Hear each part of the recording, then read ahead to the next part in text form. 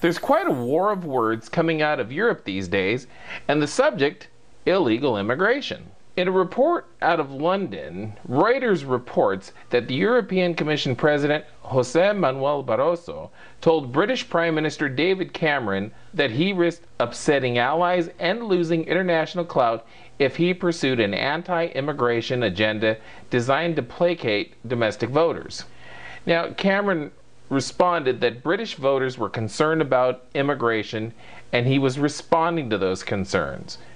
Apparently, he has pledged to hold a referendum on Britain's European Union membership if his Conservative Party wins the upcoming 2015 election, as he's taking an increasingly tougher view on curbing migration within the EU and reviewing its freedom of movement principle.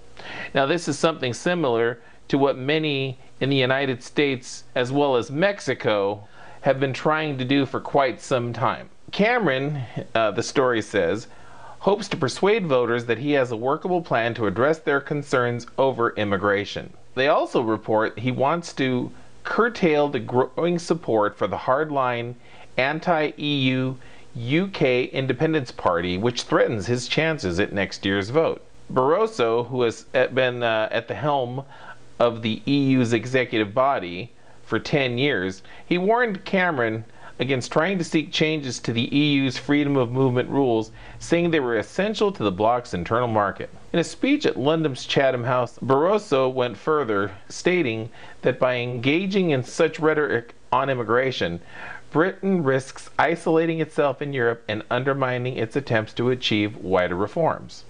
And I quote, "It would be an historic mistake if on these issues Britain were to continue to alienate its natural allies in Central and Eastern Europe.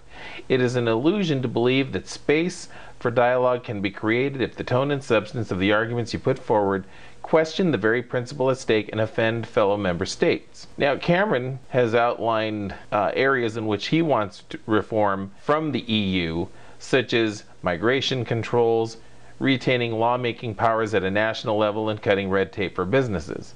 While not giving specific details, other British parties also want reforms, but there is no consensus, according to Reuters, on a renegotiation strategy. Cameron's long indicated he would like Britain to stay in a reformed EU, but British Foreign Secretary Philip Hammond said recently that the bloc would have to come up with a meaty reform deal if it wanted to avoid a break. Now, Cameron responded that we need to address people's concerns about immigration.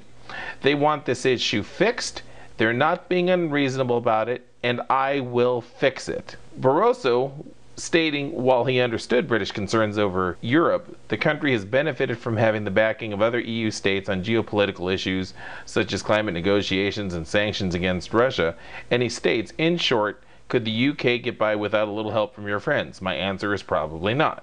So what you have here, in essence, is a move by London and the British Parliament majority, led by Prime Minister Cameron, to cap the number of low-skilled migrants from within the EU who could register to work in the country. However, Barroso said that while there was a great willingness among EU countries to accommodate Britain's concerns, there were clearly red lines that could not be crossed.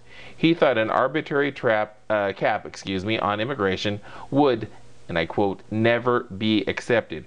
Are we going to create a European Union of first and second class citizens? No, Barroso said. So in essence, what you have here is the British Conservatives who want to do something about this. Clearly their voters want to do something about this, some of which is leaning towards leaving the EU altogether, fixing the immigration system, something that, given recent events in Ottawa, a terrorist incident leaving a Canadian soldier dead, the U.S. and Canada should be taking a look at what's going on in Europe. There are movements all over Europe.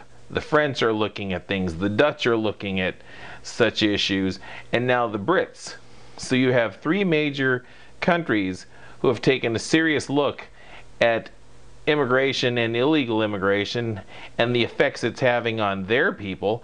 And sources have indicated that even Germany is also taking a serious look on this as well. This is going to be an issue that's not going away, and we're going to continue to follow this because it's most interesting that out of nowhere, so many European countries are now taking a look at the EU and immigration and the effects on their country and economy and security.